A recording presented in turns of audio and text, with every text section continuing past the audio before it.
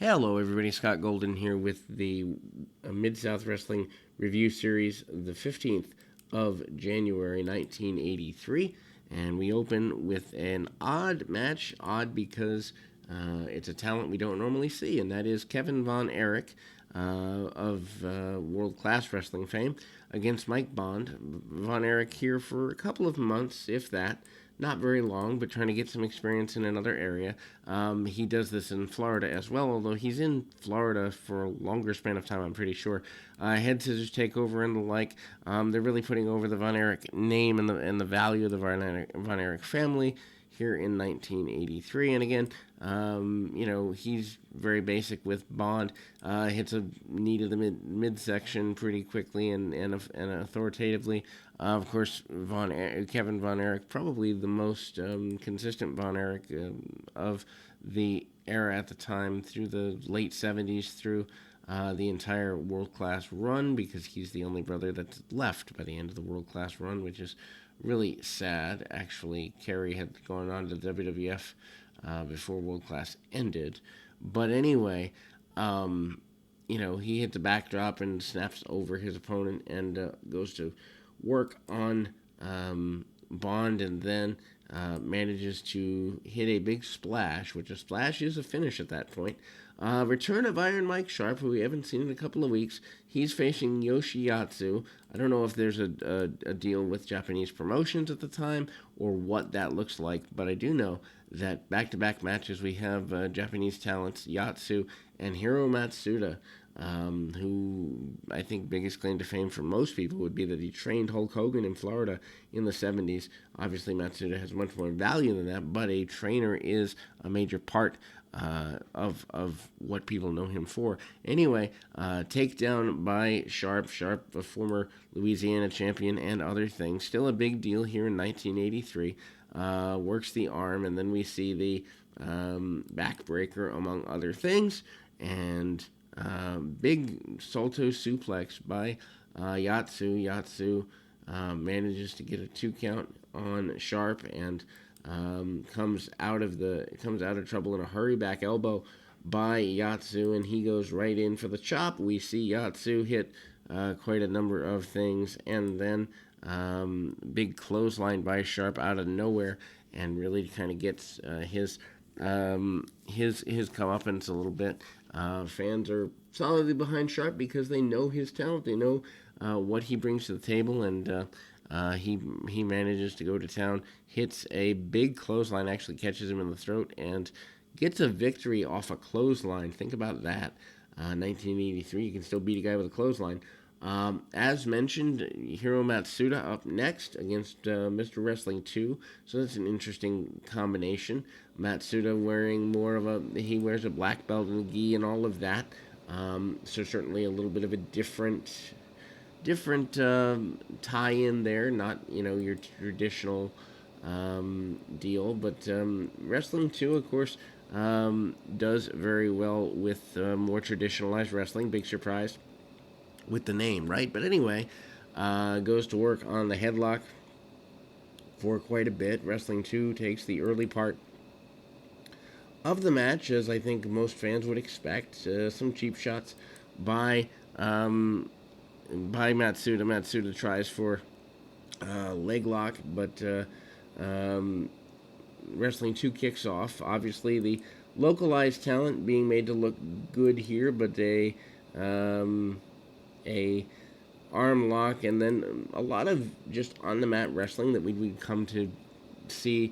Even something as simple as what we would know today as passing the guard, double arm,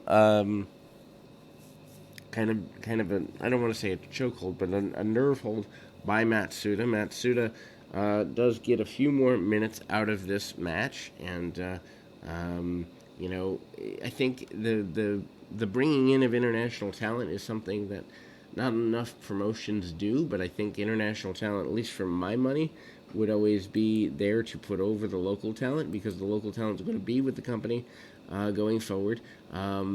Anyway, Wrestling 2 does find his way to hit his knee lift, which obviously he's known for at the time, and sends his adversary crumpling to the canvas. which is always good for the sake of the finish. Wrestling 2 using a little bit more heel tactic in this particular match than he normally would, so there's a little bit of frustration. Also, kind of puts over the international talent as having some different skills, which is always good too.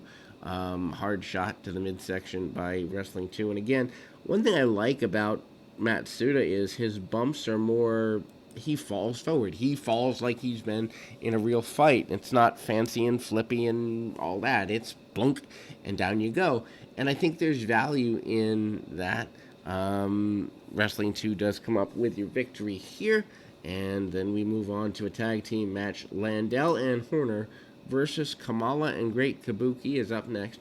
Kabuki and Kamala presented by, of course, Skandar Akbar. Landell and Horner, just a really interesting team. They would actually have some matches in Smoky Mountain about, let's see, probably 10 years later, something like that. So it's interesting that wrestlers kind of stay around each other in a weird way. Everything you do in wrestling does come back on you sooner or later. Gary Hart kind of endorses Kabuki once again, so probably taped the same day this particular television as the last one. Kamala and Kabuki, an interesting heel duo, and your younger baby faces in Landell and Horner a little bit intimidated. Kabuki starts the match with Landell, and basically you've got the martial arts deal. Horner and Landell cut the ring off on Kabuki. Obviously, you're not going to get the cut off on Kamala. They're trying to protect him for a major run. So you've got to, if you got to do something with somebody, you're going to do it with Kamala. You're going to do it with Kamala, and that means Kabuki has to be the one to work the majority of the match, as he is. He's hitting, strikes and really basic stuff all throughout. And again, Horner tries to come up and tag off, and a few shots there. Landell coming back a little bit, but Kabuki always cutting him off. And then we see the kick under the chin by Kabuki. Kabuki always known for the kick, and it cuts off the ring. Gary Hart still at ringside. I don't know if there was a plan for Gary Hart to be a supporting character on Mid-South at a point, or if he's just in town for, like a week's worth of TV, and that's like 3 weeks of TV. Who knows? Anyway, big sidekick by Kabuki, who manages to hit the kick after Tim Horner comes off the top, Tim Horner comes off the top rope. Shoot judo style throw, and then finally the tag to Kamala. Kamala comes in and hits the big splash. Boom, 1, 2, 3. Kamala obviously is going to get your victory after that splash. He hits a couple of them actually, and then gets a victory relatively quickly over Buddy Landell. Hacksaw Duggan and Bruno Sammartino Jr., match I did not know ever happened and was surprised to find out that it did. Duggan, of course, has been a major force and is still your, I believe, Louisiana champion at this point. Sammartino tries go behinds and basic wrestling on Duggan. Doesn't really go very well. Does hit an atomic drop on Duggan, but Duggan right off the ropes and into an arm drag, slides out of the ring. One thing that I have to say is Mid-South Duggan, which I had not seen much of before now, is much more agile and kind of slides around. He's also, I wish WWF had given him a chance to be a heel. I know Vince wasn't going to do that with the USA gimmick that they gave him when he came in. I get it. But still, him as a heel, at least for even a 6 month to a year run, would have been fun. Interesting that Duggan takes a bump for the trip type maneuver from Sammartino Jr. and then goes right to work on him. Interesting that also he's a brawler who doesn't overpower his guys to the point where they can't fight back, but you can obviously see, and a person watching at home would easily see Duggan as a guy you don't want to bar fight with. Sunset flip attempt and success by Sammartino Jr. Sammartino Jr. does not get the victory with the sunset flip, but does get a quick, almost near fall. Diving knee by Duggan. Duggan does not hook the leg, and thus Sammartino comes out the back door. Really, really good match for the experience level of both guys, and the fact that, Duggan's kind of making Sammartino look better than he is at this point. Throws him to the outside. Worth watching if you're an enhancement guy or a guy who needs to know how to make a babyface look good, worth checking out because that's a useful thing. And obviously, post pandemic, guys are going to go back to independence. And I think watching, be it Mid South or NWA or anything before the Attitude Era, I think you learn how to work a whole bunch more than you do watching the flippy flop stuff that's on today. And when you look at Vince McMahon, chastising talents over and saying they're not ready to be on TV, I think it's because they get the message that you got to work TV style, and then they're not ready to really work matches, and so that's a catch-22. Anyway, Gino Hernandez and Chavo Guerrero Jr. is your main event of the day, as Duggan does get a victory over that last match. And obviously, Wrestling 2 and Gino have wrestled before. And I'm sorry, Gino Hernandez and Chavo Guerrero Jr. is your match here. I was looking at another bit of notes. Chavo coming back and topping up here and managing to go. They battle over an arm drag, arm locks, and the like for the first couple of minutes, hooking on the arm bar and a takedown. And both guys actually really good with just taking a body part and going with it for the first few minutes. Surprised they were given nearly 11, 12 minutes of television time. Chavo Guerrero, probably one of the more lucha-infused guys for 82, 83 at the time, working in the States regularly. Probably El Santo and Mil Mascaras being the others of major note, who do work both Mid-South and Texas territories, be it Dallas, Houston, or I don't know that they worked Amarillo. Anyway, cut off by Gino Hernandez. He uses much more brawling tactics. The finesse used obviously more by Guerrero, and the brawling used by Hernandez. Hernandez can go, as we see in the early parts of this match, on the mat if needed. Hernandez actually does the Ray Stevens up and over bump to the outside, which sets up, and people will be surprised when I say this, but sets up the ability for a dive. And then we see the inverted surfboard by Guerrero.